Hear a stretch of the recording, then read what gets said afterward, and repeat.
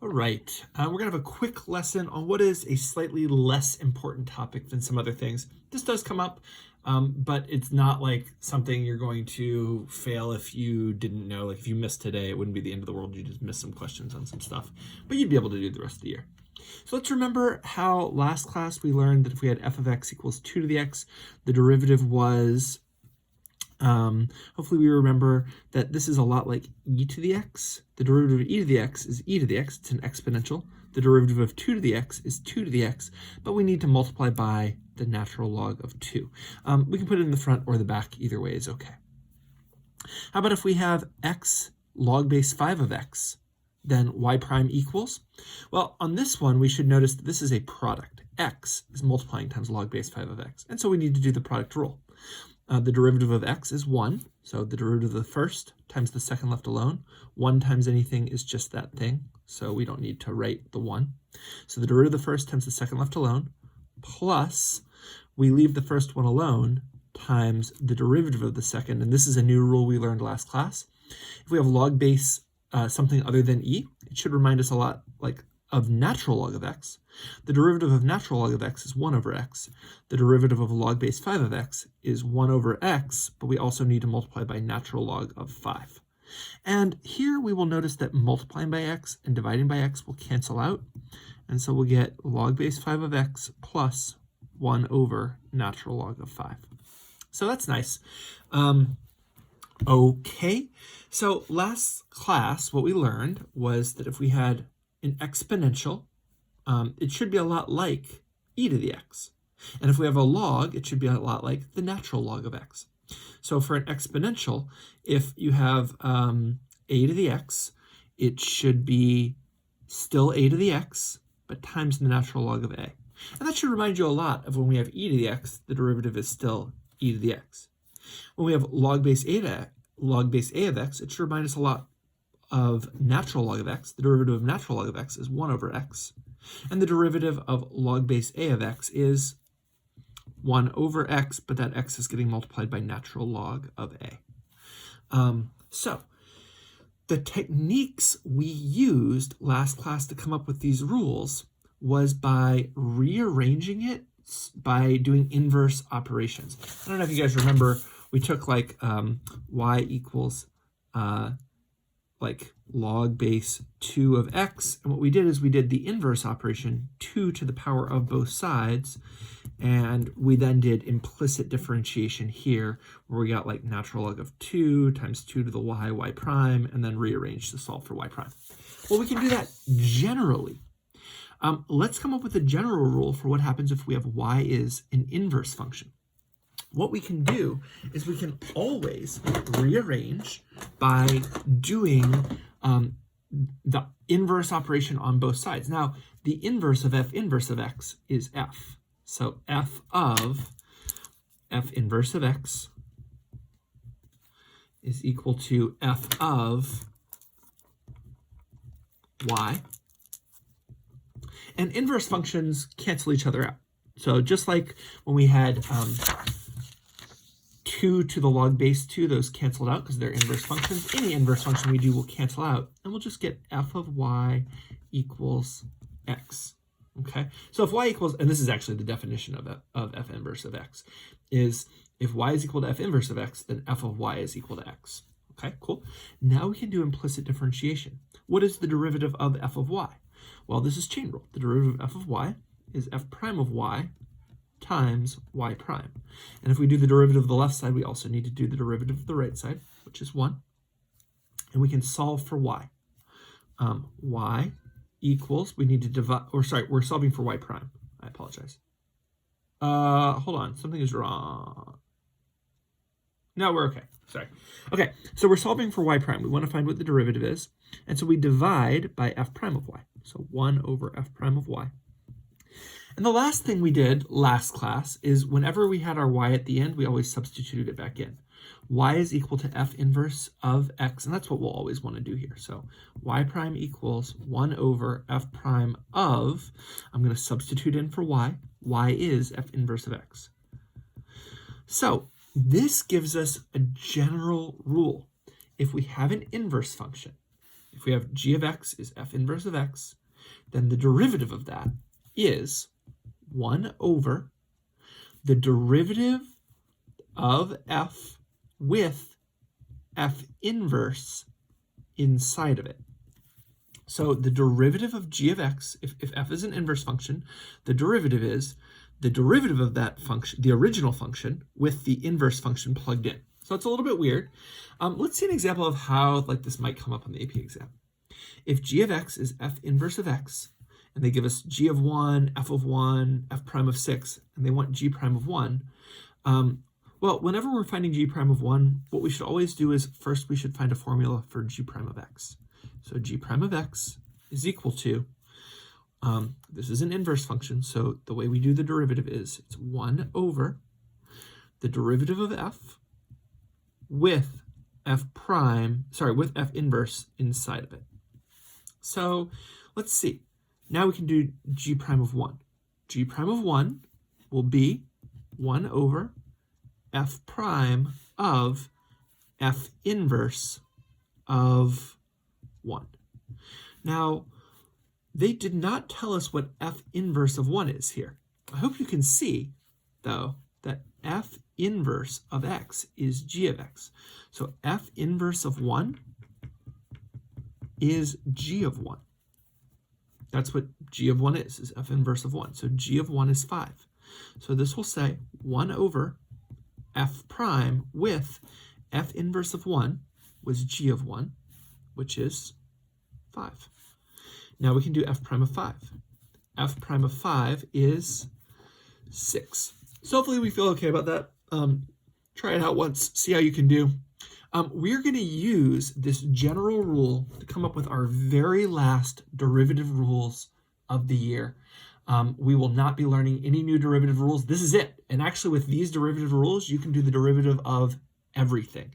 So we're going to learn the derivatives of inverse trig functions: sine inverse, cosine of inverse, secant of inverse, cosecant of inverse, tangent inverse of x, cotangent. And of course, these could also be written as like arctangent of x. Like that's another way to write these. Before we do, let's make sure we know our triangle definitions. So the ratio for sine of x is opposite over hypotenuse. What's the ratio for cosine of x? Hopefully we know it's adjacent over hypotenuse. How about secant of x? Well, secant of x is 1 over cosine. It's the reciprocal of this. It's the hypotenuse over adjacent. Cosecant of x is the reciprocal of sine. It's 1 over sine. It's the hypotenuse over the opposite. How about tangent? The tangent is it's the opposite over adjacent, and cotangent is the inverse, the reciprocal of that. It's the adjacent over the opposite. And of course, we're talking about like a triangle here, where if we've got an angle, this is the opposite angle. Adjacent means next to it, and the hypotenuse is across from the right angle. So hopefully we feel good about this from geometry and pre-calculus. But if not, like this is what we're talking about. Sine of theta is this over this, which is why in the unit circle where the hypotenuse is 1, sine of x is always just like the y value there. So hopefully we feel okay about that. So what if y is sine inverse of x? How do we find the derivative? Well, this is an inverse function.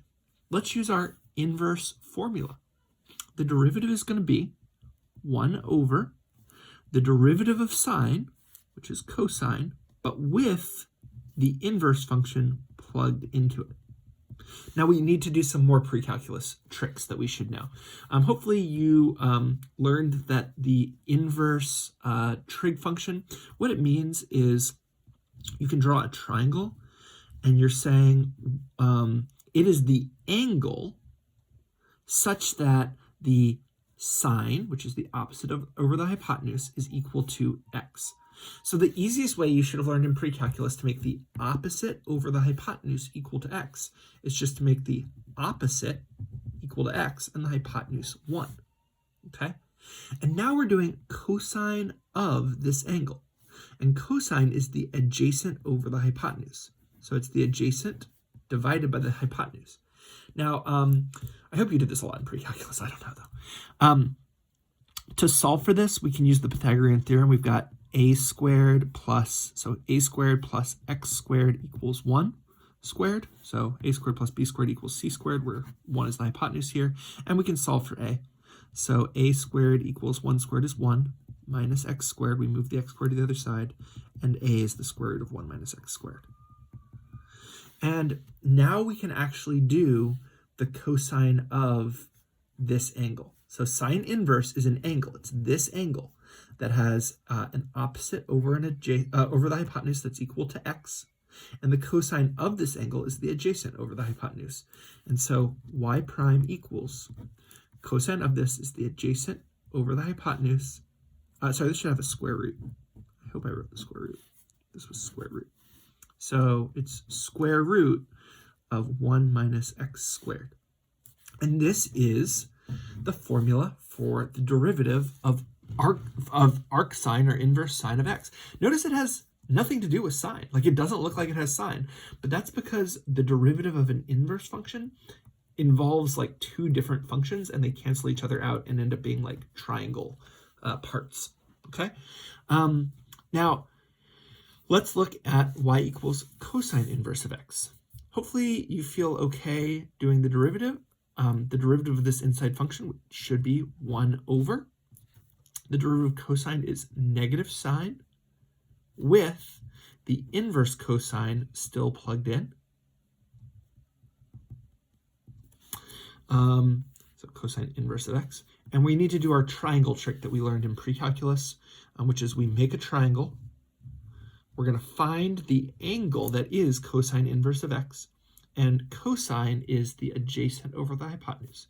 So we need the adjacent divided by the hypotenuse to equal x.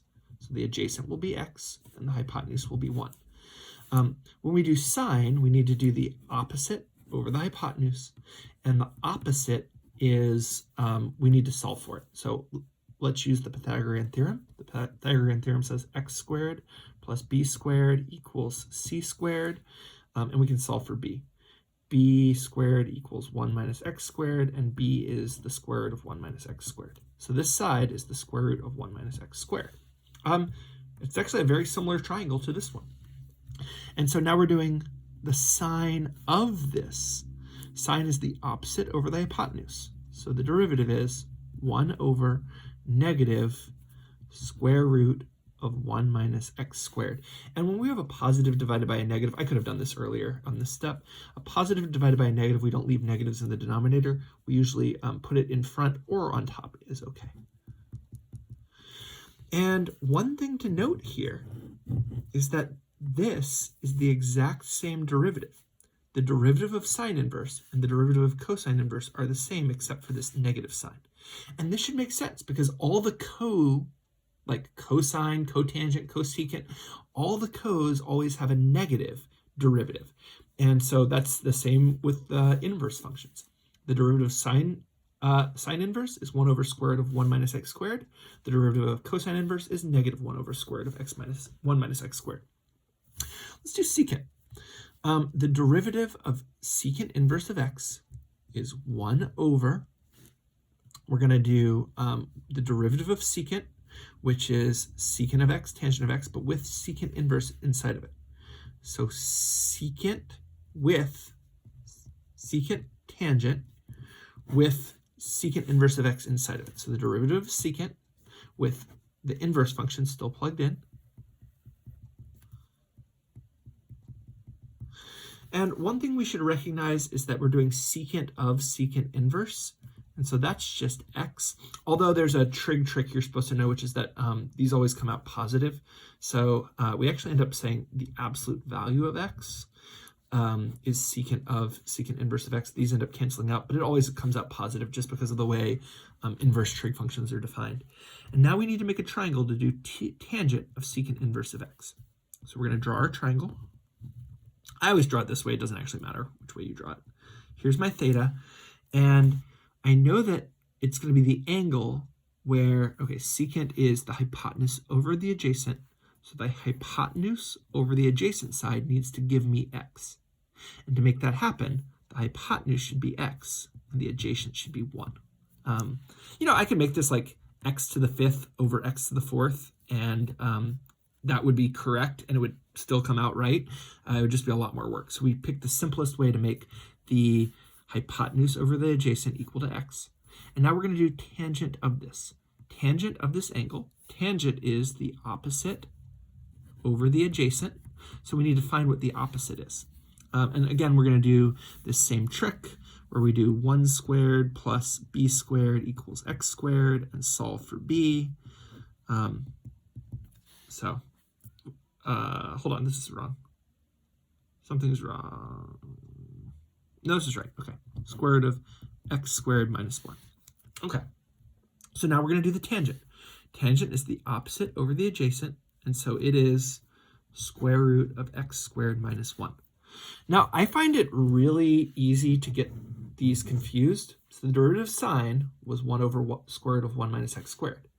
The derivative of secant is 1 over absolute value of x, square root of x squared minus 1. And the way I remember it is that secant is the more complicated one. Sine's the easier one, so there's not this extra thing on the outside. Okay, so secant's the more complicated one, and you end up with this x next to another x. So I remember that like one of them is x squared minus 1, and the other one is 1 minus x squared. And when I'm memorizing them, I'm just like, oh, I know that the secant one is more complicated, so it's got the absolute value of x on the outside, and the two x's end up going together.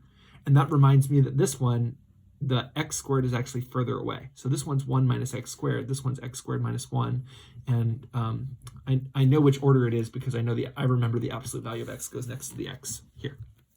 So you might almost be willing to predict, what do you think the derivative of cosecant of inverse cosecant of x is? And I hope you were able to predict that because sine and cosine were the same, except this was negative, that secant and cosecant would be the same, but this one is a co-1, and so maybe it'll be negative. So maybe this will be negative 1 over absolute value of x, square root of x squared minus 1. But let's see. So we've got 1 over the derivative of cosecant inverse is 1 over the derivative of cosecant, which is negative cosecant cotangent, but with the inverse function plugged in. So cosecant inverse plugged in. And just like before, I'm going to do a positive divided by a negative is a negative. Cosecant of cosecant inverse is just x. It does get the absolute value on it, though, because it always comes up positive in trig functions. Cotangent of cosecant inverse, we need to do a triangle here. Cosecant inverse is the angle that gives us, cosecant is the hypotenuse over the opposite, so the hypotenuse over the opposite, and the hypotenuse over the opposite needs to give us x. So the hypotenuse is going to be x, and the opposite will be 1. That way, when I do the hypotenuse over the opposite, I get x. And so that's the angle, and cotangent is the adjacent over the opposite. So I need to find this one. So we've got a squared plus 1 squared equals x squared, and so a equals the square root of x squared minus 1 using the Pythagorean theorem. So what am I doing? Cotangent is the adjacent over the opposite, so it's this over 1, which is just this. Dividing by 1 doesn't do anything. So square root of x squared minus 1. And just like we predicted, it is the exact same as this one, but with a negative. So that's what's going on there. And the last one, guys, this one actually is kind of important. There's a thing later this year where we're going to need to undo derivatives, and this one is really useful for undoing derivatives. And it's my favorite of all of the inverse ones. I quite like it. So let's see. The derivative of arctangent is 1 over. The derivative of tangent is secant squared, but with the inverse function still plugged in. So we need to make a triangle. And arctangent of x means it's going to be a triangle where the angle is going to give us, tangent is the opposite over the adjacent. The opposite divided by the adjacent needs to give me x. So x over 1 will give me x. And secant squared of this triangle, secant is the hypotenuse over the adjacent, so I need to find the hypotenuse. And this time it's just 1 squared plus x squared equals c squared. And so c equals the square root of 1 plus x squared. So this is the square root of 1 plus x squared. And now what am I doing? I'm doing secant of it, so this over 1. So the hypotenuse over the adjacent. So secant would be this, but it's being squared. So y prime equals 1 over 1 plus x squared, because it's secant squared. And square root and squared cancel out, and we get y prime equals 1 over 1 plus x squared.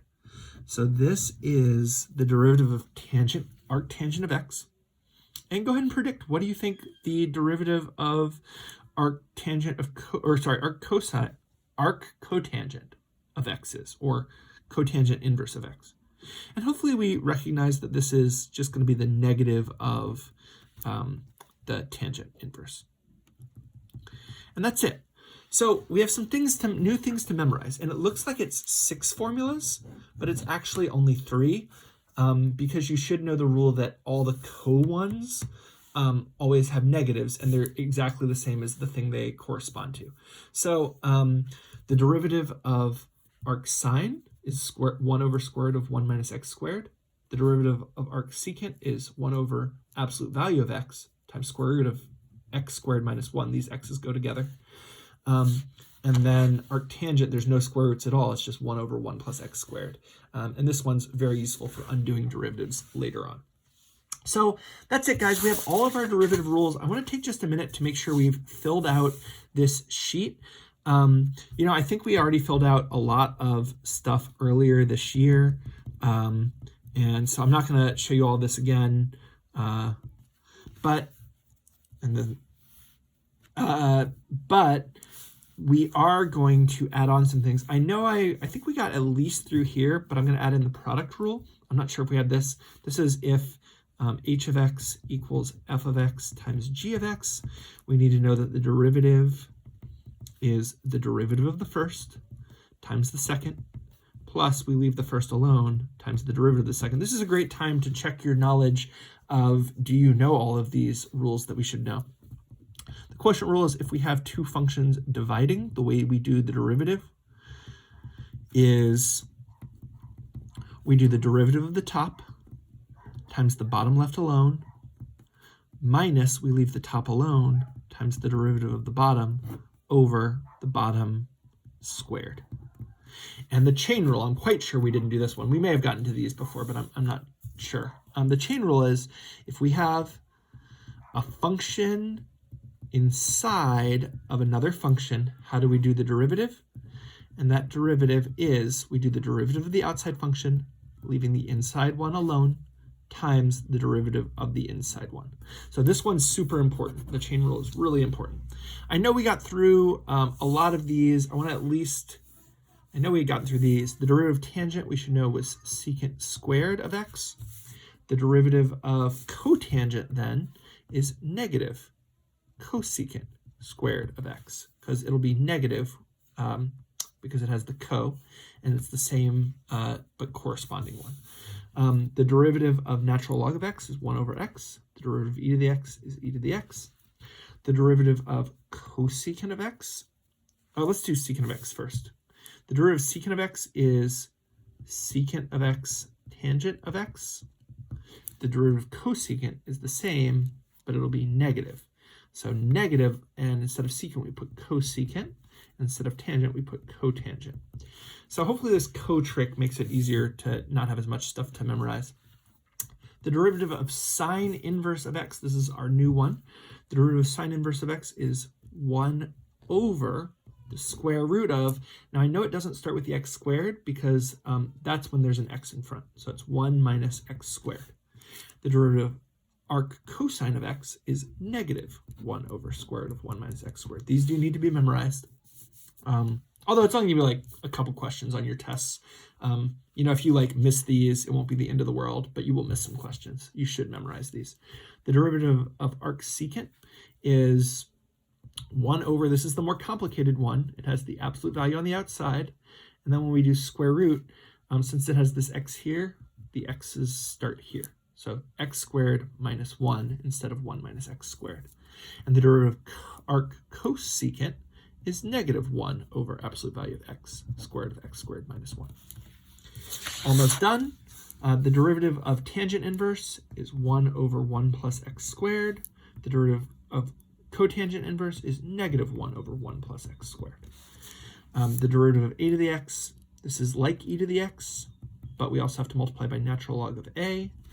And log base a of x is like natural log of x, which is 1 over x, but we also have to multiply the x times natural log of a. So if we have different bases, it makes things a little more complicated. Lastly, the derivative of an inverse function is 1 over the derivative of the normal function with the inverse function plugged in. And that's it. That's all of our derivative rules. That's everything we should know. I think we already had the power rule written here. I guess I should write that here in case you're just now doing this for some reason or you lost yours. Sin of x. Cool. All right, guys. We have our test coming up. Hopefully you're feeling good about all your derivatives. This is like baseline. This isn't like, oh, you're ready for the test. This is like you're ready to get ready for the test. You need to know these rules and then practice with them. So hopefully you're feeling good about this stuff, guys, and you've got the rest of the class to do your test review, which is due on the day of the test.